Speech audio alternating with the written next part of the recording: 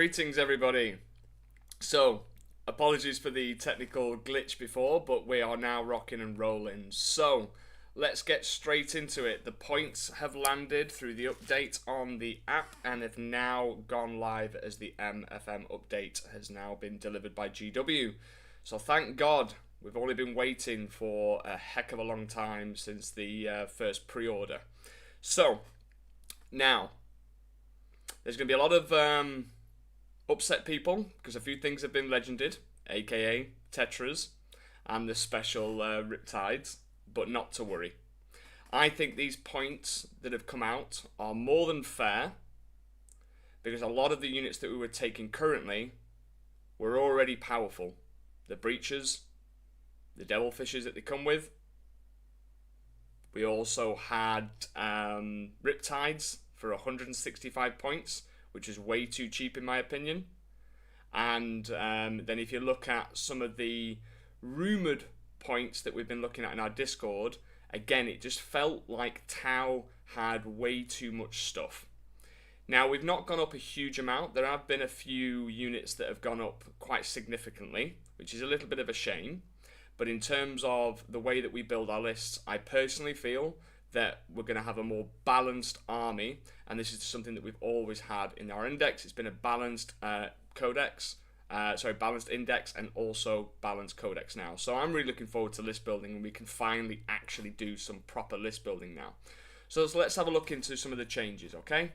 So we can notice at the top here, Breaches have now gone up to 100 points versus what they used to be at 90 points.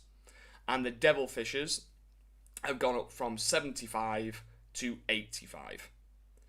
Now, if you think about it, before we were running a Devilfish and Breacher package for 165 points. Now, it's 185 points. The Cadre Fireblade, which used to obviously give us just extra efficiency by giving an extra shot to all the weapons in that unit. Now he goes up from 40 points to 50. So that package has effectively gone up by 30 points, which is reasonable. Now, while we're on this topic of the Breaches and the Devilfish, what I've done in my test games is I've practiced them in each of the detachments. Now, obviously, they want to lean more into the Kion detachment and the mont'ka one, because you can get your, obviously in Kion, you're going to get your sustain hits too, and the mont'ka, you're going to get your lethals, and obviously they already have assault, but I think there's a big opportunity for these units now within the codex, and let me tell you why. So if you look at the mont'ka one, you've got various stratagems that you can make use out of. There's the extra AP. There is the full rerolls to hit if you use the pinpoint stratagem, that if something kills one of your units, you just get full rerolls to hit, and that's everything that shoots that target. The other combination you can do is not only have you got the extra AP, so you can push the Breaches from AP1 to AP2, clever players were not putting units on objectives. To give you an example, one of my Necron games, Josh Roberts put the Wraiths around the objective, but then Luminosaurus on the objective, so my Breaches could not shoot at full efficiency into the Wraiths because I couldn't get reroll wounds. Now in mont'ka, you do the stratagem combat debarkation, and you get to reroll wounds. So that unit can literally just click on the go and die button and be doing still the 30 shots, strength 6. You can do AP 2, and you can reroll wounds whether they're on objective or not. The other thing that you can do is there is an enhancement that if you take it on, say, I don't know, a commander or another Cadre Fireblade, you can give the Breaches sustained. And let me just load up that enhancement so you can check it yourself. So it's the coordinated exploitation. So Tau Empire model only, excluding Kroot Shaper. While the bearer is leading a unit, each time that unit is an observer unit, until the end of the phase, range weapons equipped by models in their guided unit have the sustain hits 1 ability while targeting their spotted unit. So that 100-point breacher unit with the Cadre Fireblade at 50 points, plus the enhancement, and the enhancement for the coordinated exploitation is 20 points. So 170, so that's a 255 point unit, can suddenly be doing 30 shots, sustained, lethals, potentially full rerolls to hit, full rerolls to wound, and then you've got the gun drones in the unit, the Cadre Fireblade. It's bonkers. And that's just one particular combination that you can do with a few CP here and there and a breacher team. So when you look at, oh my god, my breachers have gone up, my Devilfish has gone up, the Cadre Fireblade goes up, you're thinking, oh, well, this is just an extra 30 points and so on and so forth. But when you take a step back and have a look at the combinations that are now in our Codex, it doesn't seem so bad. And for me, when I see these points increases, I'm looking at it purely from a point of view of, well, we've now got a massive toolbox that we didn't have in the past. So I'm not complaining, and I think it's fair, because logically, they've just increased the points because of the power of the Codex tools and stratagems and enhancements that we've got. So hopefully that kind of takes the little bit of sting from the points increase from the breachers. But then let's not forget about Kion. Breaches in Kion. Well, you've got 3-unit devastation enhancement, which is 25 points. So you could do the same thing for the breachers, but instead of getting the sustained, which they will do in Kion, of sustain hits 2, they'll get lethals. And then if you think about some of the stratagems that you've got available to you, a tempting trap, for example, so you pick a tempting trap objective marker, and the unit that shoots that unit on that tempting trap gets +1 to wound. And if they're on that objective, because they're going to need to be on objectives to play the game, suddenly your breach team is having lethals on 6s, sustain hits 2 when they hit, +1 to wound, and re-rolling wounds. And then what you can do is you can spend another CP for point blank ambush and give the breacher unit AP, an extra AP. So when they're within 9, so suddenly you're going to have a Kion unit doing sustain hits 2. Now you wouldn't obviously be full rerolls because there's no Tetras anymore. But what you do is you just have Shadow Sun nearby for reroll 1s. So you'd be hitting on 2s, rerolling 1s, sustain hits 2, lethals, +1 to wound, rerolling wounds. That's crazy good.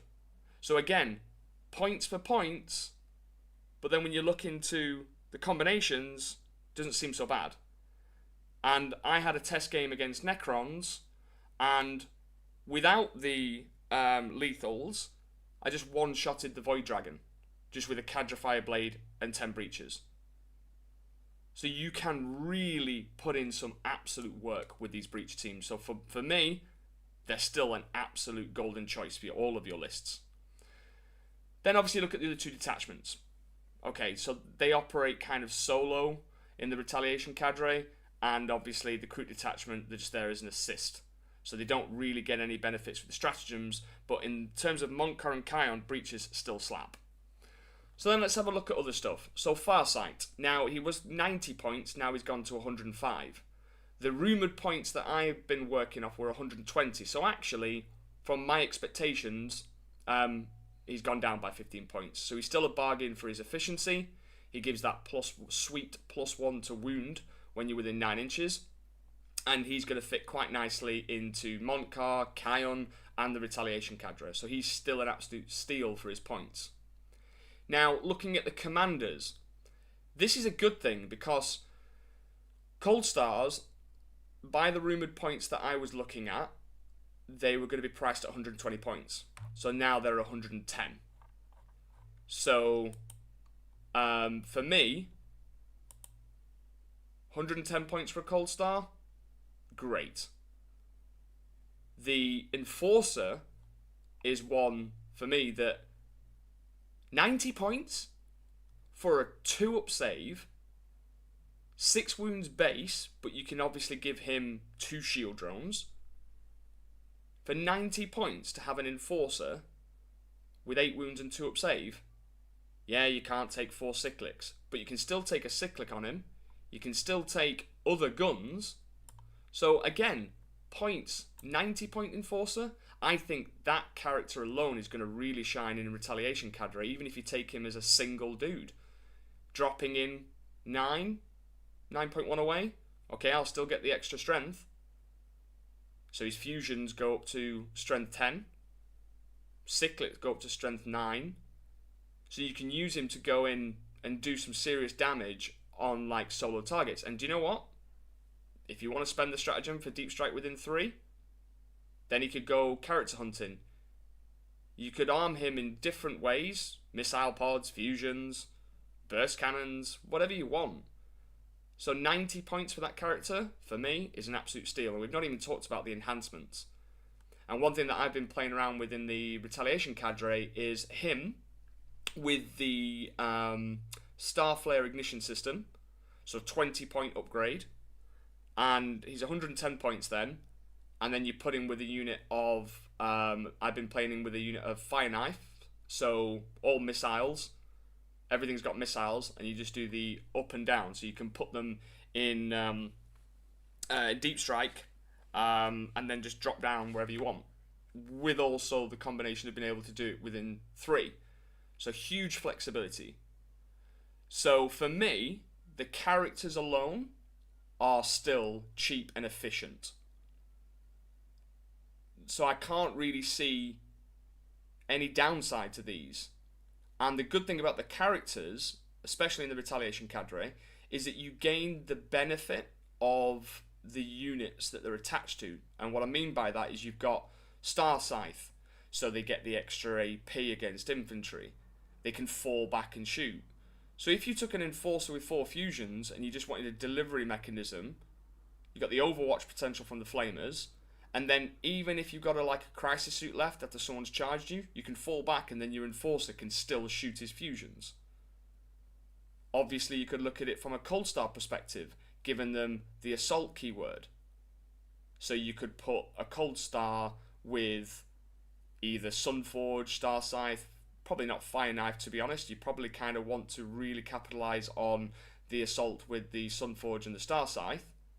And he can then also fall back, shoot if he's with the Star Scythe, or get full rerolls to wound and the damage against vehicles and monsters with the Sunforge. So again, cheap characters combined with pretty good data sheets when you look at the Crisis Suits.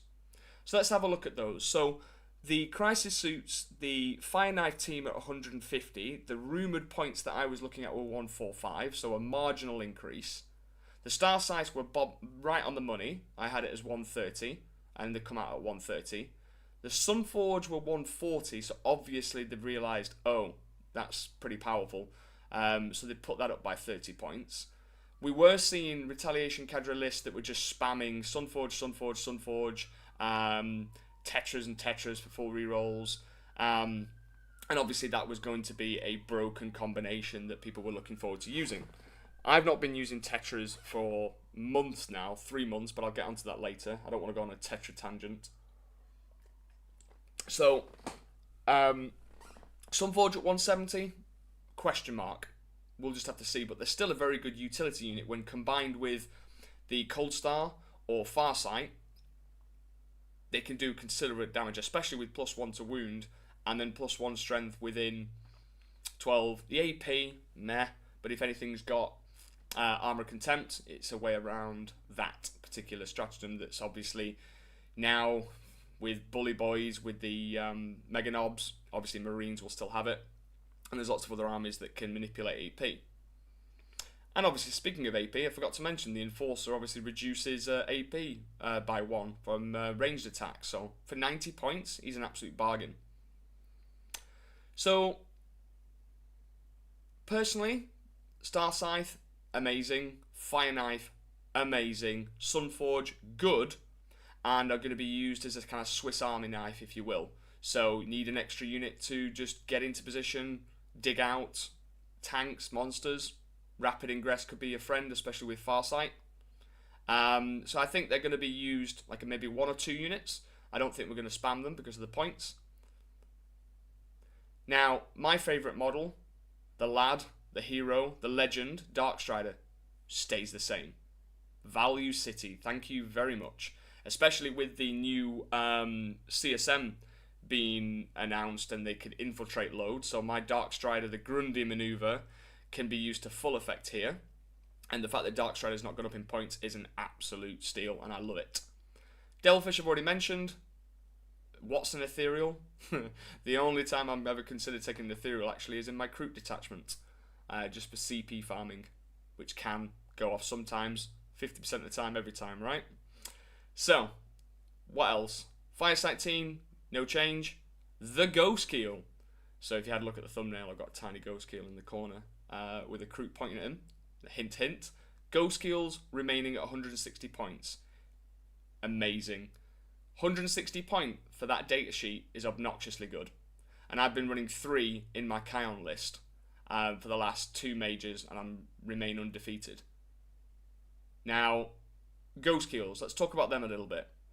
So for 160 points, they will fit in all of the detachments and offer you something that no other datasheet in this army can. Durability and being super annoying and obnoxious in terms of a point of, here's my Ghost Keel. If you take 1, your opponent can ignore them. If you take 2, they have to do something about them, because you can put 2 Ghost Keels on an objective and suddenly that's OC6. And one of the lessons that I usually teach in the Discord is all about managing OC and looking at what you're putting on an objective to force your enemy to come and deal with them. So 2 Ghost Keels, OC6. If you put 1 Ghost Keel on an objective, it's OC3. So your opponent's going to just kind of go, here's 5 men, denied. Whereas if you put 2, they have to put something a little bit more substantial on there. But Kion detachment. Well, Wall of Mirrors seems a bit spicy. So 1 stealth or Ghost Keel or Commander Shadow Sun from your army, remove your unit from the battlefield and place it into strategic reserves for 1 CP. I've got 2 Ghost Keels on this flank and 1 over here. Now I want the other Ghost Keel on this flank now. Here's 2 Ghost Keels and 1. No, I need to go back over there now. I'll do 2 Ghost Keels and 1. Actually, I want 3 Ghost Keels over there. There you are. So you get the picture. You can move from one flank to another just by using Wall of Mirrors. And 160 points. So 480. Thank you very much. I'll take that all day long. mont'ka. So I can advance my Ghost Keels now and shoot. Nice. I'll do that. So Ghost Keels can deploy aggressively and then move in advance and shoot. Cool. I've got infiltrating units of Pathfinders. Alright, so they can also advance and guide. That's an aggressive turn 1. So Ghost Keels for me. mont'ka and Kion. Beautiful. Probably better in Kion because of the Wall of Mirrors, but can also be super aggressive in mont'ka. And you imagine 3 Ghost Keels putting the opponent under immediate pressure and then staging with your Breacher Fish. Yeah, definitely a winner in this MFM update. Let's talk Retaliation Cadre. So you need a bit of durability on the board early doors for your crisis suits to get into position. Well, Ghost Keels can do that. And they also benefit from +1 strength when they're in 12 inches and +1 AP when they're within 6. So that Cyclic Iron Raker goes from strength 8 to strength 9, and then it's AP 2 to AP 3, presuming you're overcharging. You don't have to overcharge, you could just go from AP 1 to AP 2, and you can fall back and shoot.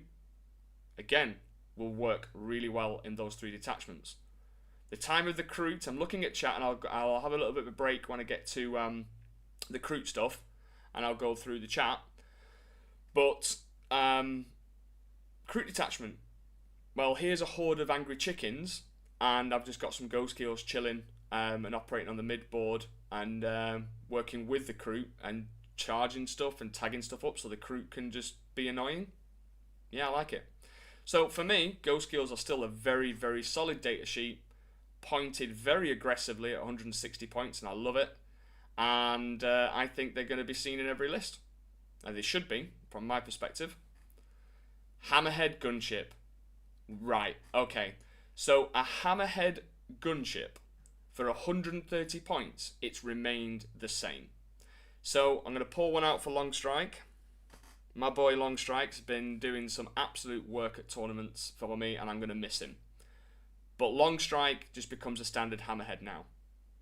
So 130 points for a Hammerhead that has the railgun, which still puts the fear of God into people. It's got 2 stock Seeker missiles, and then you can take a support weapon system, aka SMS, is still worth it in my opinion.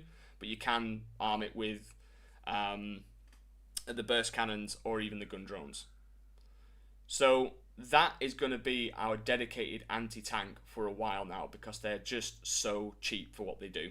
And I've been running Longstrike and a single Hammerhead, which obviously now just becomes 2 Hammerheads to great success. So for me, okay, we'll get onto broadsides in a minute. They've been hit quite harshly, and I agree, it's a little bit too much in my opinion. But I think they've honestly just maybe shit the bed a little bit and thought all these combinations plus broadsides is going to be a bit oppressive. But they can always reverse it at some point when the next change happens. But for me, Hammerheads, dedicated anti-tank, brilliant. Go skills remain the same. And then obviously the Crisis Suit flavour, their points are fair. Sunforge, bit of a question mark, but we'll just have to kind of wait and see and test stuff out. Characters, bargain. And then breach teams. So what I'll do is I'll go through the broadside one now and get it out of the way, and then we can have a look through chat, because I'm interested to see what you guys think and how you feel about these points. So whilst I'm talking about broadsides, have a think, put something in the chat, I'd be much appreciated. So broadsides, so they were 90 points a model. So what we used to see was just 2 single broadsides with rails. You'd give them Seeker missiles. You'd give them the missile drones. You could give them the ignore modifiers. And really good dedicated kind of anti-tank, because, you know, with the Tetra rerolls made them really efficient. So you just brought them on from strat reserve, shot something, full rerolls, bam, bam, bam, and just deleted tanks and also elite units. But they were 180 points. Then you're inclined to take a Tetra unit, which was 80 points. So that's 260 points. Now, obviously we don't have access to Tetras anymore. So when you look at it, 2 broadsides now is 220. And then if you add, say, I don't know, a stealth suit unit that's not changed, that's 60. So that package is 280 versus what it used to be at 260. And you get reroll 1s to hit and reroll 1s to wound. But Tetras gave you 4 rerolls to hit. If you're in mont'ka, you can use the stratagem for 4 rerolls to hit, providing that the unit that you're shooting at has now has killed something of yours that's not Kroot. And you can still do that. So actually, when you look at it on paper, it's not too bad. And I know people are thinking, oh my god, but they've gone up by 20 points. But again, if you just break it down with what you usually took to support the broadsides, it was Tetras. Now, you're saving 20 points on the Tetras going to stealth, and you've only gone up by 20 points. And then if you kind of think that's only 10 points increase per broadside, if you think of it that way, not too bad. So again, 2 broadsides, a stealth team, 280 in total. Before, it was 2 broadsides at 180, but 80 points for the Tetra. So, the other broadsides, which this is where, if I'm honest, I know I'm a boundless optimist. I'm a little bit like disappointed, because I was planning mont'ka lists with missile sides. So missile sides, because they've been in my cupboard for way too long, and I was thinking, brilliant, you know, lots of missile shots, doing the Tony Stark meme of explosions and missiles going everywhere. Brilliant. Okay, cool. Mont'ka, lethals, extra AP. Yeah, nice little package there. I was thinking like 3 missile sides, that's 270, potentially with the Tetras as well, so that's plus 80. So it's like a 350 point package. So now if I take 3, so that's 330 plus 60 for the stealth, so you're looking at 390 versus 350. So that little package is plus 40, which, okay, that's quite a bit of a chunk. But what I like is a subtle change to mont'ka. Now, I say subtle change, it's actually quite a big one. But let me just load it up. I'll read you out what it used to be and what it is now. No, I don't want to pay you, GW, for your app. Give me a second. Now that I say that, I'm probably going to end up buying it anyway. Anyway, right. So mont'ka, and I'm reading you out what it used to be, not what it currently is. So, during the first, second, and third battle round, ranged weapons equipped by Tau Empire models from your army have the lethal hits ability. While a unit is guided, C for the greater good, its ranged weapons have the assault ability as well. Now, this was just a shit show. Forgive my language, but it was. mont'ka is meant to be turns 1 to 3, Kion's turn 3, 4, 5. By this wording, it was, oh yeah, just have assault all game, but you have to have the assault keyword to be eligible to be then guided to have the assault. It was just stupid. So, and lethal hits happen from turns 1, 2, and 3, which is fine, but then the other one just didn't make sense. But now they've changed it and they've flipped it. But there's a nice little subtle change to this.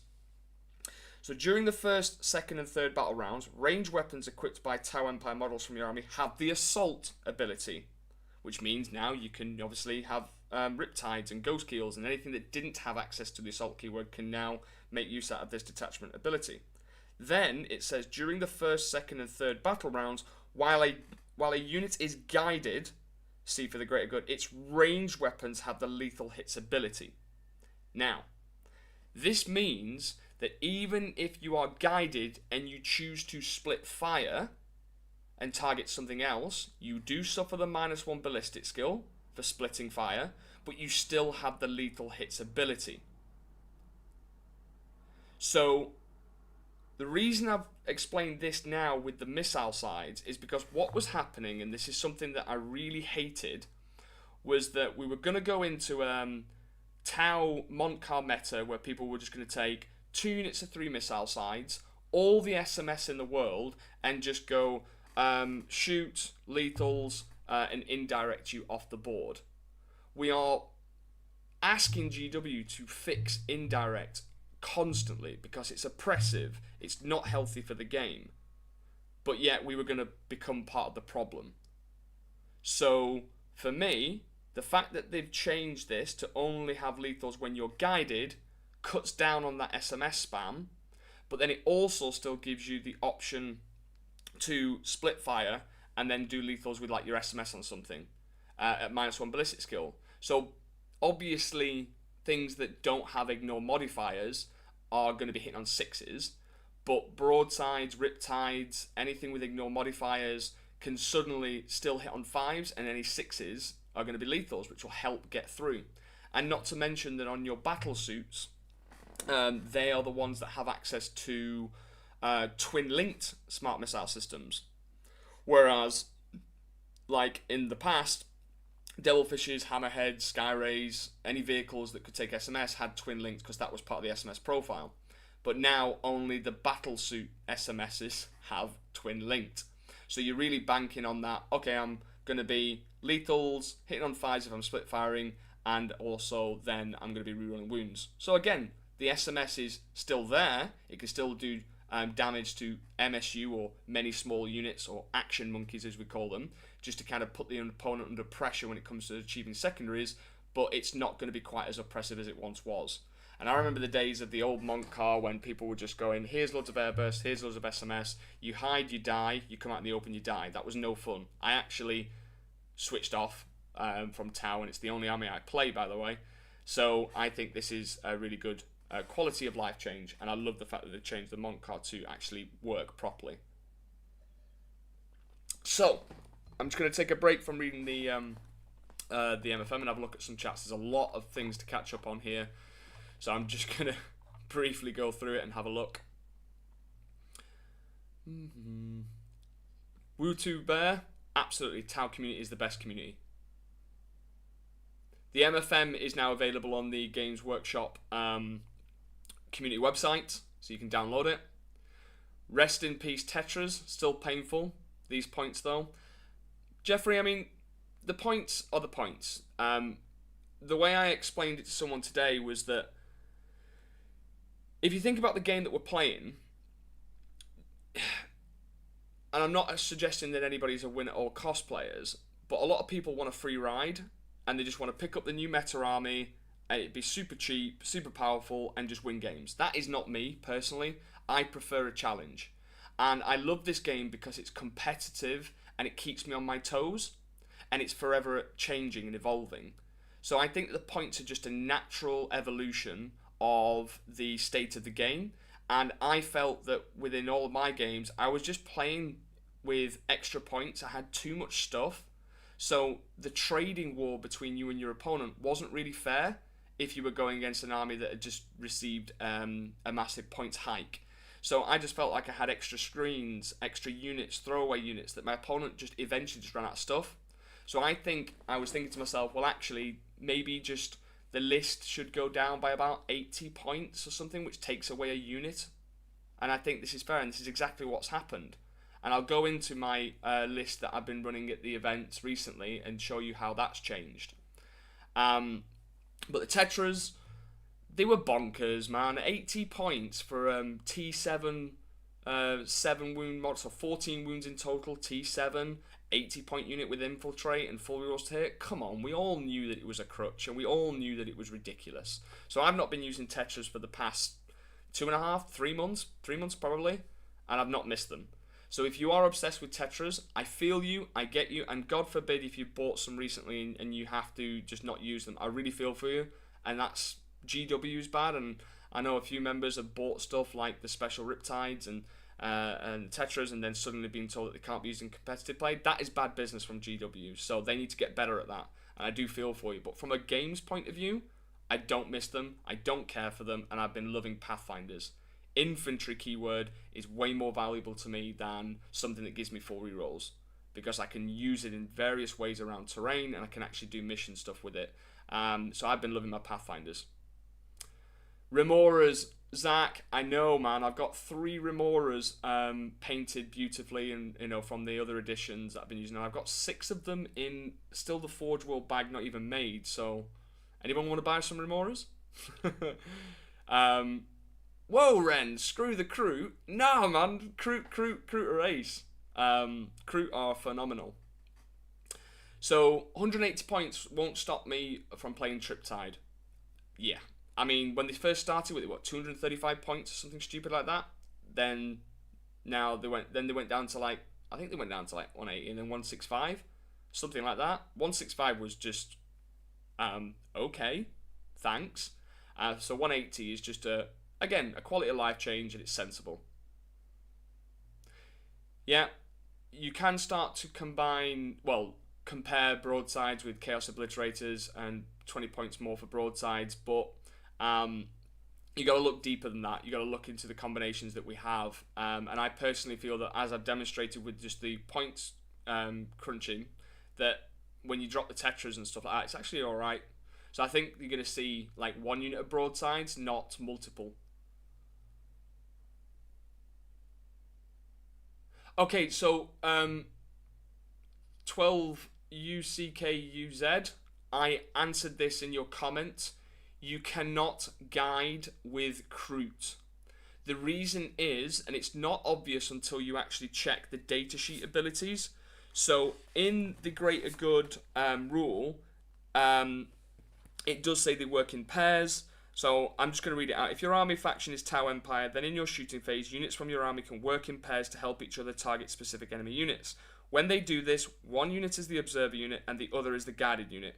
The enemy they are targeting is called the spotted unit. Each time you select this unit to shoot, if it is not an observer unit, it can use this ability. If it does, select one other friendly unit with this ability that is also eligible to shoot, excluding fortification, battle shock, and observer units. Until the end of the phase, this unit is considered a guided unit, and that friendly unit is considered an observer unit. Then select one enemy unit that is visible to both of your units to be their spotted unit. Right, I'm not going to obviously read out what you get because you know it by now, but it's called For the Greater Good.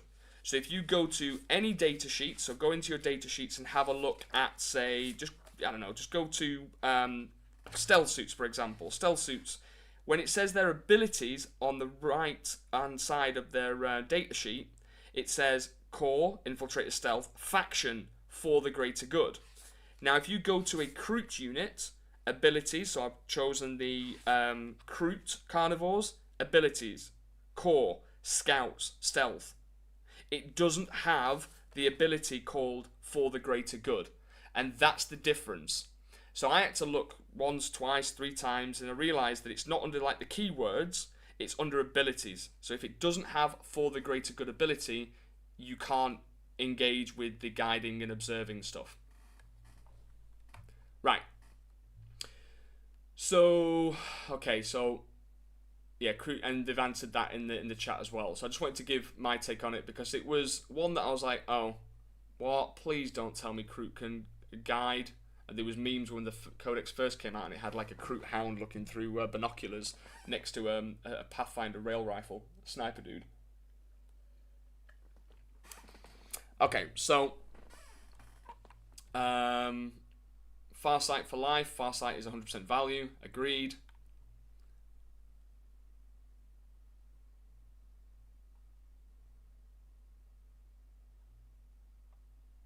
Farsight plus Sunforges for my Kion to give a multi-turn application unit that is particularly useful for dealing with rushing monsters and transports. Yeah, you can't take 4 cyclics on commanders anymore. It's probably an app error. If I haven't checked the app, the updates, but you can take 1 cyclic. Take 3 ghost kills and panic starts to set in. Absolutely, Steelman. Kyle O'Reilly, being capped at 3 enhancements in Crute detachment sucks. Yeah, they're pretty good, aren't they? I often go through I obviously go with the Crute one. I go with Nomadic Hunter 100% to give the Trail Shaper. I give the Trail Shaper the Nomadic Hunter, and then that Crute unit gets +3 move in the Assault keyword. Assault is cute just for actions and stuff for early doors because you can advance and do an action because it's still eligible to shoot. But mainly it's for the +3 move. So if you go first, that unit can move 17 inches, 7-inch scout move 10, charge. And then I like the Crute Hawk Flock, obviously, because for 10 points, no deep strike within 12. Yes, please. And then I usually go with the Borthrod Gland at 15 to give the crits on 5s to a Flesh Terror in a Crute unit. But then I also love the Root Carved Weapons to be able to make a Shaper a pretty good assassin when you give him the bow and the glaive for devastating wounds, precision, and whatnot. Maybe put him in a Farstalk unit. I wonder why. So, I'll let you ponder that one. But, yeah, enhancements, really good in the Crute one. Okay, so I get this asked all the time, Skyray arguably better than the Hammerhead with the new Twin Linked. I disagree. I look at the way that Hammerheads and Skyrays differ. So a Hammerhead has the railgun shot. When it connects, it does damage. The AP is what you need. But you've got 2 Seeker missiles, so effectively you become a Skyray for that 1 go turn, because on average on Skyray you get 2 shots. It's D3. So with the Hammerhead having 2 Seekers, you just get that for 1 turn. And I think people still fear the Hammerhead railgun shot, and the Skyray is only AP 3, so with any armor of contempt goes to AP 2, whereas an AP 5 goes to AP 4. So with the railgun shot. So I still favour the Hammerhead over the Skyray, because in most engagements that I have in my games, we're kind of feeling each other out in terms of who's going to kind of show their tanks first, and the Hammerheads just sit and wait, and then it forces them to either stay where they are or come out and then die. So I really do rate the Hammerhead over the Skyray.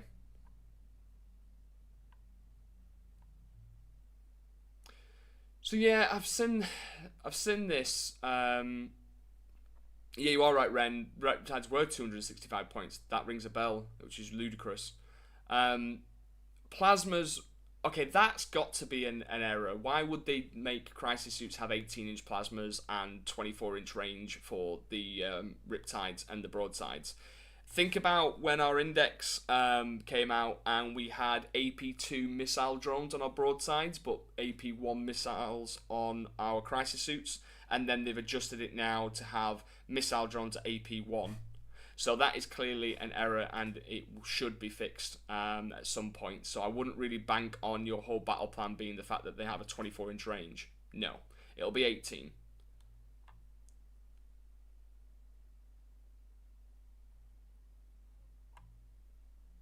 Recruit spam got a bit more expensive. Well, okay, I've been practicing my recruit lists over in our Discord and doing a lot of content for the recruit detachment. So if you are interested in joining the program, the Pathfinder subscription, which is the lowest tier, will give you access to the recorded material and lots of recruit stuff. But I've been using the rumoured points of 75 for 10 and 150 for 20, which is exactly what the points have come out at. So the only change to the recruit, in my opinion, is the swap around with the shapers, the different point costed shapers, because I was going off rumoured points of, let me check. So I had rumoured points of Trail Shapers being 50, War Shapers 55, Flesh Terror 60, Lone Spear 105. And obviously if you look at the Shapers now, the Flesh Shapers 55, the Trail Shapers 65, and the War Shapers 60. Now the two favourites of mine is clearly the Trail Shaper and the Flesh Terror, and the Recruit Flesh Shaper. Lone Spears just got cheaper as well. So I was going off a rumoured 105, they're 90 points. Hell yeah. A Mad Max style recruit dude who throws a explosive javelin and then fire and fades and he's blown up. Hell yeah. Oh, cheers Johnny, now I've suddenly got anxiety. 240 people are watching me, great. Lone Spears, yeah, and 110 points, and now there are proper points of 90. So Lone Spears are really good. And obviously, you know, 1, 2, and they can even operate in other detachments just solo. Action Monkeys. The model is gorgeous, wee man, it really is. Who doesn't love like a weird oxyotl chameleon thing with an angry chicken with a massive explosive javelin attached to it? That's just cool, right? So, for me, Lone Spears, great, and they can be put into any detachment. Obviously, they're going to favour going into the recruit detachment because you can give it the enhancement to block out 12 inches, which is going to be great against, I don't know, let's say GSC or anything that's going to be deep striking, or maybe against the retaliation card. So, Lone Spears, absolute winner, winner chicken dinner. Now, Rampagers, elephant in the room, or you could say angry gorilla in the room, right? 110 points. Now, if I look at the, what was it? Let's look at my back of my codex. Rampagers, we're going to be 130 and 260 for 6. And obviously now they've gone to 110 and Rampagers, 220. Okay. Problem with Rampagers, in my opinion, nothing wrong with the models, they're gorgeous. But the outside of the recruit detachment, they still suffer from not being infantry, so they're having to go around terrain. It gets a bit annoying to try and connect and get where you need to be. So really they're a rapid ingress tool. If you suddenly had 3 or even 6 rapid ingressing, and bear in mind you can still rapid ingress them for free if they're next to stealth suits, and they can just come on and then go in, run in and do the damage, because they're not setting up any firing lanes to kill Rampagers because they don't expect them to pop up. In the recruit detachment you could loan up them for a CP and the hidden hunter stratagem, which makes them a little bit more viable because you can just sling them out in the open and just keep spending the loan up stratagem on them and then send them forward and make them do damage. There's some real potential to do the mortals on the charge, which can be used to pull off some interesting combinations. Now, I just noticed one of the things that someone put about Skyrays. Let me just double check just in case I have made a mistake. Yeah, okay, I have made a mistake there. So the Seeker missile rack is 3 shots, not D3. So, okay, look, it's like almost a Skyray with the Hammerhead. But I'd still take the Hammerhead over the Skyray any day. So Skyray, just an alteration, guys, has 3 shots, not D3. So for me, still Hammerhead over Skyray, and it's cheaper. So Skyray is now 140, and the Hammerhead's still 10 points cheaper. So I'm still on the Hammerhead train. Okay. Now, one of the remembers is such good morals, so we take them to decide the points. Isn't the auto advance enough to deploy a homer in your DZ? Don't know what that's referring to. Hounds? Farsight tank shock, my beloved. Yeah, Farsight's still good as a tank shock. Right, let's have a look at the Crute. Right then, let's talk chickens. So, I have done a video on the Crute detachment, which you haven't already watched it, just go into my content on the YouTube channel and go and give it a watch. But the Crute detachment ability, and I've been playing around with this recently, is really strong. The ability to get +1 to hit, and if they're below starting strength, and +1 to wound, if they're below half strength. You might think, oh, okay, that's cute. But actually, if you design your list in such a way where you're adding Tau units to help drop units below half strength, suddenly Crute can actually shoot good and obviously do combat good. Now, if you look at the Crute changes, so in the index they were just 55 points for 10, 110 for 20, but they're OC1, they had the killer unit, they get a 5+ feel no pain in the combat phase, and now that ability's just moved over to the Flesh Tearer. So the Flesh Tearer gives them a 6+ feel no pain, and then if they kill something they get a 5+ feel no pain. So that rule still exists, slightly a little bit better, because you get the 6+ feel no pain all the time, but I believe the Shapers gave them that anyway. But anyway, besides the point. Crute have gained sticky objectives, OC2. So 20-point increase is more than reasonable, because you're doubling the OC, which the game is won and lost on OC alone, and being able to make an objective sticky, combined with the Scout Move 7, on certain missions, like Search and Destroy, where there's an objective in the middle of the board, you could string a unit out, touch the middle, touch your home field, and then bugger off. So if you went first, you can go Scout Move 7, my command phase, turn 1, they're now both mine, and now I'm going to yeet the Crute unit back, so I'm not even losing an asset, and I just got 2 objectives. So if you want to take that off me, please put something in the middle. And what are they going to do? Put something small, insignificant on the unit, on like, I don't know, a scout unit or something small? Cool. Chickens, go and eat them, and then sit on that objective with 20 Crute, and the Flesh Tearer is in that unit.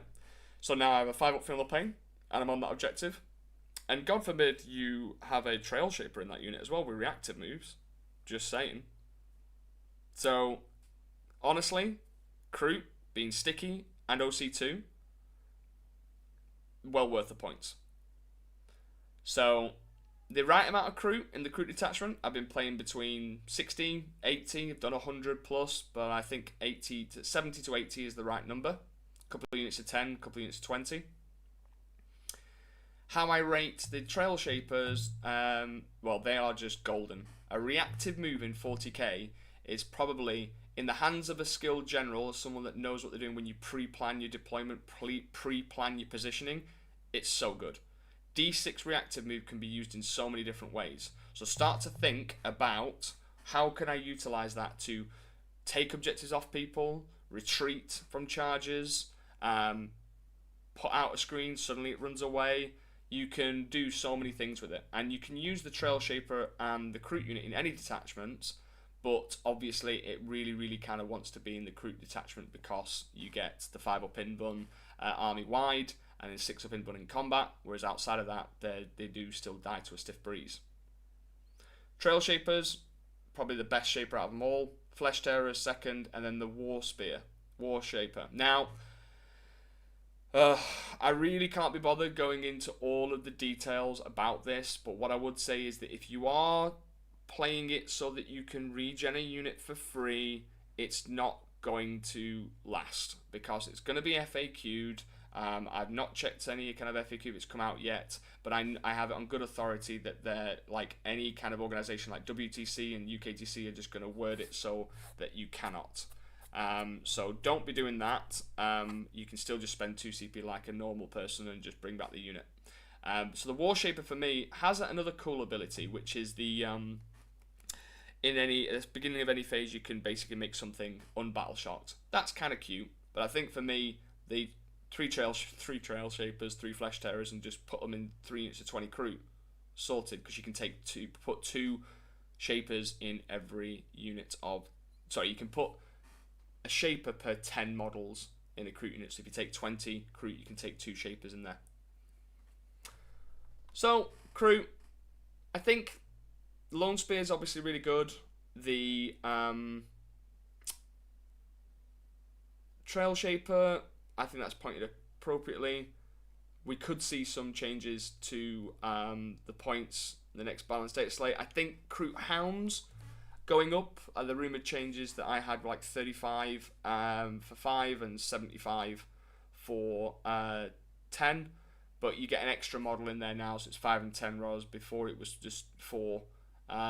So 40 points is still a really cheap unit. Just as a cheap screen, blocking rapid ingressing, screening charges, doing actions. And I think, again, Crew Hounds being able to be OC1 when they're within range of Shaper, I believe it's like 12 inches. And then being able to advance and charge if they're within 6 inches of Crute. That's off the top of my head. So Crew Hounds. Yep, OC1 when they're within 12, and within 6 of Crute infantry units, they can advance and charge. So I think when you factor and layer that in, there's still good value. And also in mont'ka, if you choose the Strategic Conqueror, and you put 5 Hounds on there, they're OC0, but then you apply the Strategic Conqueror to that objective and they're OC1. And then if they are within range of a Shaper within 12, they become OC2. So putting 5 Hounds on an objective for 40 points with OC10 on there, with that combination, yeah, thank you very much. Definitely. So, Crew Rampage is already talked about. They've gone down. Crew Tox, 35, no point, no change there. Crew Tox Riders, single one, yeah, because it's quite durable. But I don't think we need any assistance with that. Why would you take a single Crew Tox Rider when you just want to put your points into a Lone Spear? Because they're cool models. Pathfinders, I mean, the Crew Tox Riders, let's give them a little bit more time in the sun. Their guns are alright. The Tangle Cannon, the Blast Heavy, D6+1, Strength 6. Their ability to shoot at something once something's shot at your Crute, that's kind of cute. And they're quite durable. 5 wounds at T6, but they still will die outside of the Crute detachment. So, the problem is with the Crew Tox Riders for me, when I've been designing Crute lists, is the power of the Crute list is just hoard. As many models as I can, push forward, block, move, be annoying. And the Crew Tox Riders are pulling points away from the core strength of that detachment. Because I'm getting 3 models. Yes, they are stronger and they're tougher and they've got some combat abilities because they're strength 6 AP 1, 2 damage. But I don't need to do damage with the crew. I just need to exist. So I think it just takes away from the power of the army. But enough about that. I go into more detail about my crew detachments in the Discord, so please come over and check it out. Pathfinders stayed the same. Brilliant. So I've been using Pathfinders now for... what? Ever?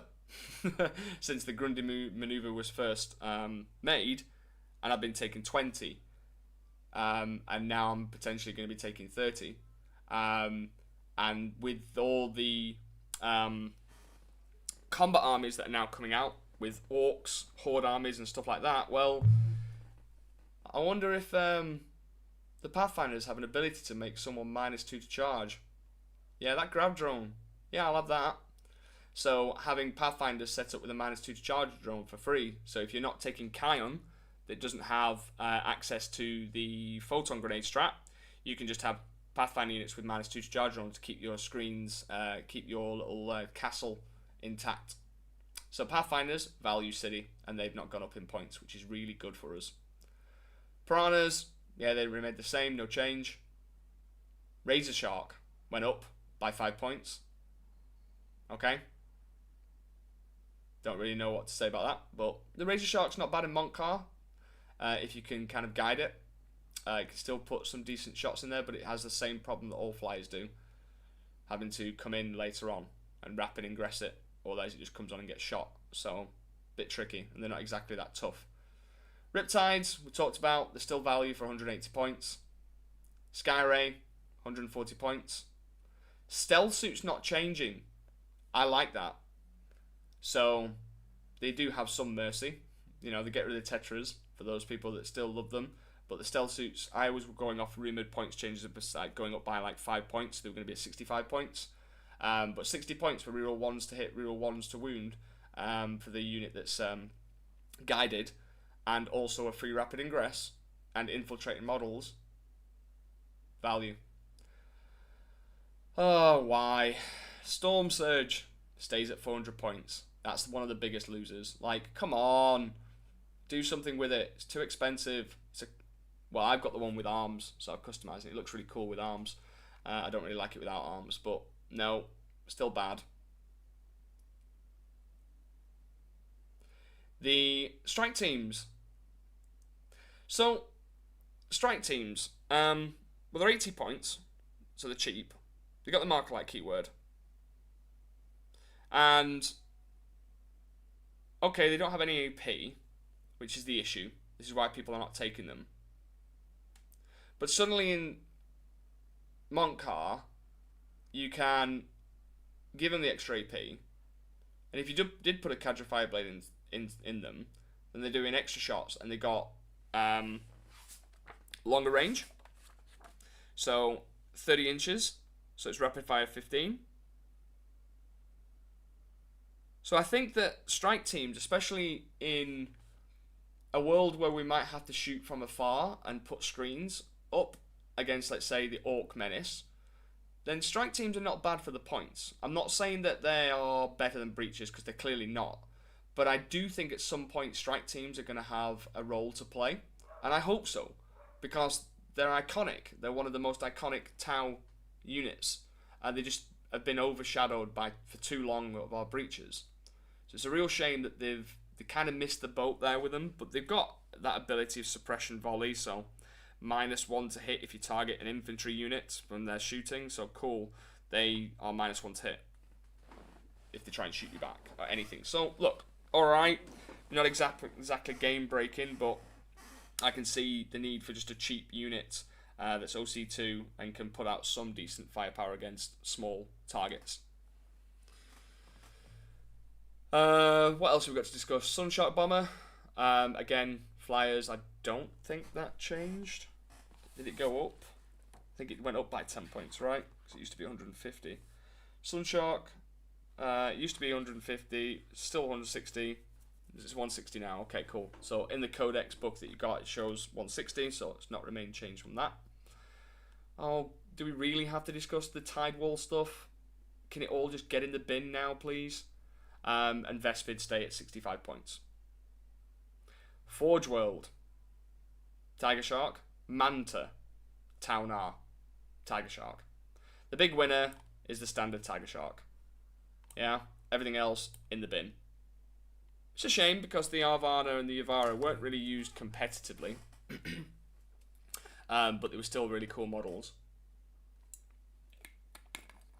Which, you know, you might see them on some battle reports and for fun games. Mine have been collecting dust for a while. I don't own a Taunar, and I would have no interest in running one at that points value. Manta, well, unless you're playing massive apocalypse games, it's not really going to matter from a competitive standpoint. You're never going to take it anyway because you can't.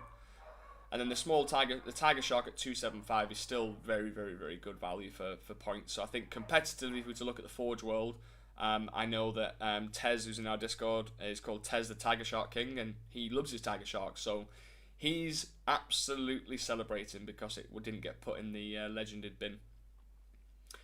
So, big winner is Tez. Exactly, yeah. Tez absolutely loves it, and then Tiger Shark, he's been doing some really good things with it actually, and really good success at his tournaments with it. So hats off to him, and I'm glad it stayed around.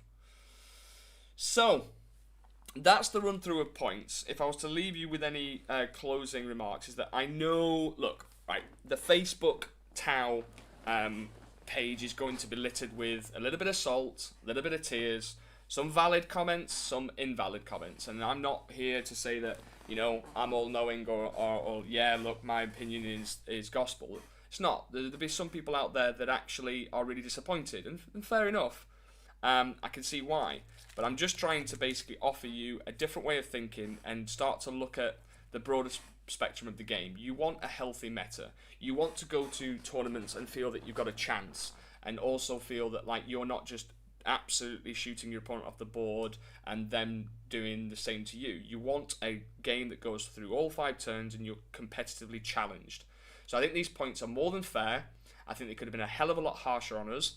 There's a couple of things that I think they need to reevaluate, like maybe the broadsides a little bit were a bit too much. Maybe even if it was like 15 points per broadside, you know, that's still some points extra, like 15 points that might be the case of, oh, my list is 2015, if only. So I think overall, I think we've still got some powerful stratagems, we've got some powerful detachments, and we've got a balanced book. So what's next? Well, we've got a meta that's now suddenly just all over the place. You know, we've got Orcs now being the new menace. We've got Blood Angels coming back. Grey Knights are still going to do well. T-Sons, and you've got all these other armies, and you've got CSM coming out. So nobody knows what's going on, and all the competitive players that I know that I'm regularly challenged by when I go to events are all like, the first event that's coming, like, what's going to happen? It's exciting time. So I think we are positioned very good, and I wouldn't lose faith thinking that, oh, that's it, we can't compete anymore. We definitely can. It's just look at the detachments. Which one speaks to you? Which one really kind of brought you into Tower? Which one are you really excited about using? If I was to label the detachments in strength, I'd say Crew Detachment, number 1, baby. I'd say Kion, and then mont'ka, and then Retaliation Cadre. But I think that each of these detachment is going to have a moment in the sun to tackle the meta. So the Crew Detachment, we can really go in with this Horde mentality and go, oh, you're taking Horde, I'm taking Horde, let's have a Horde off. And you can kind of still take some of the more self-sufficient Tau units within the Crew Detachment to support. So Crew Detachment struggles against tanks and elites with 2-up saves. So take Hammerheads, take Riptides. Problem solved, right? Kion, okay? So you really want to wait until turn 3 for sustain hits 2. And their actual rule has got better because the guiding unit or the observer unit gets that benefit too. So you want to kind of really invest, in slowing down the enemy. So we've got Farstalkers, we've got Trail Shapers, reactive move, we've got Ghost Keels that now can still do their thing, and then you're going to get sustain hits too. So a little combo that I've been working on is a Riptide guiding another Riptide because you're AP3, and then both of them getting sustain hits too, +1 to wound for the first one that shoots with the stratagem for the tempting trap, and then you can do an extra AP as well. So there's some really nice combos, and you've been in the Kion mindset for a year now, so you should know how to utilize the sustain hits 2 and the staging and the create and slowing down the game and controlling the pace ready for turns 3, 4, and 5. mont'ka is the interesting one because it allows us to not play defensively and tactically, and just if you're an aggressive player, then this should speak to you. And Retaliation Cadre is one that you can have an ongoing army-wide rule where you can choose when. So I think the Retaliation Cadre is one of those ones which is very unforgiving but can be very rewarding, because you can choose when to be aggressive and choose when to be defensive. So it's almost like if you mastered mont'ka and Kion, then when you move into a Retaliation card, you can actually go, alright, well, when do I need to press the Kion button and when do I need to press the mont'ka button in a mindset? And also it's full of battle suits, right? So if you've got into Tau for battle suits, that's the detachment for you. So I honestly think that we're in a really good position. So remain positive, and if you are wanting to join a like-minded community, please check out. I'll put the links in the description, which they're already there now. And there's the free option, the Chasui. You can come join. You join in as a Shasla, accept the rules and conditions, and then join in, and you've got a like-minded community that's discussing lists daily. I mean, today alone, I left it alone for 10 minutes, and there's 99 notifications. So, honestly, it's hugely beneficial for you to join, even at the free level. And if you want to know more and you want to kind of up your game competitively, I offer affordable packages ranging from Pathfinder, Shasspray, and all the way up to Chassel. I'm constantly active. I really take pride in coaching and developing people's journey, no matter what level you're at. I've even introduced things like the mont'ka Battle Dome. So I've been doing short, digestible videos to help newer players understand some of the fundamentals. And I do 10, 15-minute videos explaining terrain, how to use the observing and guiding mechanic, and lots of other material just like that. And then within the different tiers, you've got access to live calls, access to me, questions, quiz the commander, list building sessions, live demonstrations using TTS. You can get involved with such a vibrant community. And, a year ago, I wouldn't even thought this is possible. And now I'm sat in a position looking at a webcam, talking to people online, and running my own Tau business. And I absolutely love it. And I'd love for you to be a part of it. So check out the link. And if you have any questions and you join the Discord, please feel free to DM me. I'm more than happy to assist. But anyway, anybody got any last questions in the chat before we sign off? Because I know we've been going now for about an hour. So just want to find out if there's any other last minute questions from people.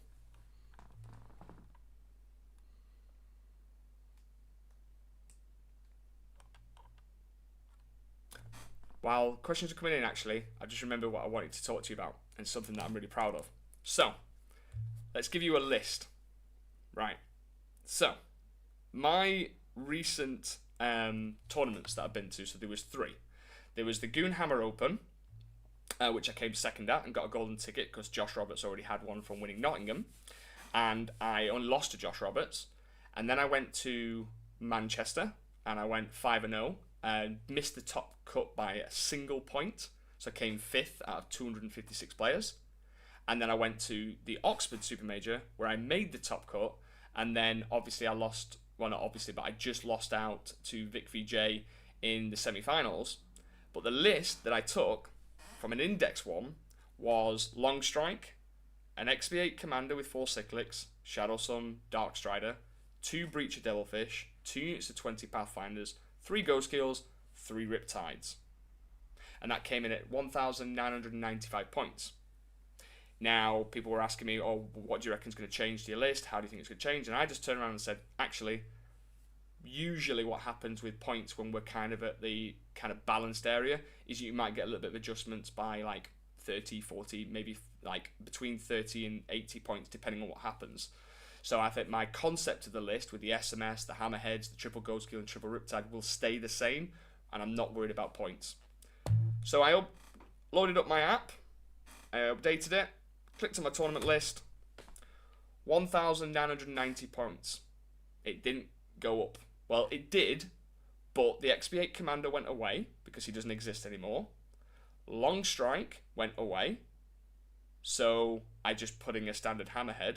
So my list in the Kion one, which I think will be still fully operational and functional, is Shadow Sun, Dark Strider, 2 Breachers, 2 Devilfish with the Seekers and the SMS, 3 Ghost Kills, 2 Hammerheads with the Railgun, 2 Seekers and the Smart Missile Systems, 2 Pathfinder teams. I'll have 1 with the Recon Drone and I'll change the other one to the -2 to Charge Drone, 3 Riptides, 1,990 points. Thank you, and you're welcome. That is a beautiful list, and everything that I've been doing the last 2 tournaments, for 3 tournaments, from a concept to actually playing it on the field, it worked like an absolute dream, and I can still run it. I just lose the XP8 Commander. What changes might I make? Well, I could just drop Shadow Sun if I wanted to, and that's 100 points, that's 2 Cadre Fireblades. I could drop a 3rd Ghost Kill. Don't want to, because I quite like having 3. But if I dropped a Ghost Kill, I've got 160 points to put in maybe a Farstalker unit for 85 points. And maybe a Trail Shaper. I could play around with a few. I've got 10 points, so that would be 170. Yeah, so I could put a Trail Shaper and a Farstalker unit in there. I could put another hammerhead in there if I wanted to, if I dropped it, and then I got 30 points. So I could do loads with it. So I think just from a core concept, you can see my list from on Goonhammer. It's on Goonhammer there. You got the BCP of the recent tournaments, the Oxford Super Major. But the list that I've been using for the last 3 tournaments and got some real good reps in with it and performance with it is still functionally the same. So, hey, look, it's not all doom and gloom. But anyway, I'm just going to Tiger Shark. Yeah, Tiger Shark, Tez. I already mentioned you before, man. The fact that you were sweating buckets and now your Tiger Shark survived, so you're loving life. And obviously, do this. That's going to be stuck into my head now. Thanks, Black. Goodbye. Yeah, baby bloody shark. Anyway, what point value would you think the Storm Surge would be healthier at? I haven't said it already, so I would probably put the Storm Surge, like 200 points seems about right? No, I'd say, I don't know, like I want to say like 350. I was going to say like 325, but I think that's too cheap. 350. I think 350 seems about right. Because I think there was some talks of like running double Storm Surge in a Croup detachment list, which I thought was quite funny. So I think 400 is just way too much. I think 350 I could probably get behind. But again, the Titanic rule is just sucks in 40k right now because of terrain. They killed it when they killed the towering rule. So you could lower it to 300 points, but it still would be trash in my opinion. Lone Spear reminds me of Obi-Wan Kenobi riding the lizard in Return of the Sith. Yeah, I can see that. Croup going fixed. Yeah, if you're taking Ethereal, Cleanse and Homers, thank you very much. Just push up some Croup, do objectives, get in the way, lol, laugh, win at life. But I actually tested a game against Bully Boys, and I did do a review in the Pathfinder content library, and I actually 100 to 28 Bully Boys with the Croup list. So he didn't even stand a chance. I don't think he left his deployment zone until like turn 2 or 3. So turn 2, and then he got stuck in the midboard. So I went tactical and still achieved 40. Being able to be all around the board with Croup is insane. But I'm going to be doing a lot of play testing with Croup detachments over the next couple of weeks and months, and I'm still going to be trying out something else. I have talked about Croup points. Yes, obviously if you're just joining, I'm not going to go over it because we've been going now for over an hour, but they're good. In short, they're good. You can just rewatch when this stream ends. Yeah, the Vecting could be a real threat, and I actually think the Assassins are now going to come back just to kind of remove these little support pieces, and I think GSC are also going to come back in the meta, so I think Assassins generally are going to be back. So keeping your Croup Shapers hidden behind a wall will be essential, because it works even when people try and precision them out in combat, so keeping them safe. Crawford, live, laugh, Croup. Karen haircuts across the board. Yeah, well I might get it live. I might get that like written on my wall. I don't have the hair to obviously have a Karen haircut, but I could definitely do the live, laugh, Croup. Anyway, guys, apologies for the really like shaky start, tech fucking issues and all that lot, but at the end of the day I got there. So this is the first live stream. I will be planning to do more now that I've tested it. So thank you very much for your support and all the comments and that. I get a wig. No, I'm not getting a wig. I've got a beard. Don't need a wig. You have to pay extra for a wig. So guys, thank you very much for your support. It really means a lot to me. And yeah, I hope you have a lovely day and evening, and I'll speak to you all soon. Ciao.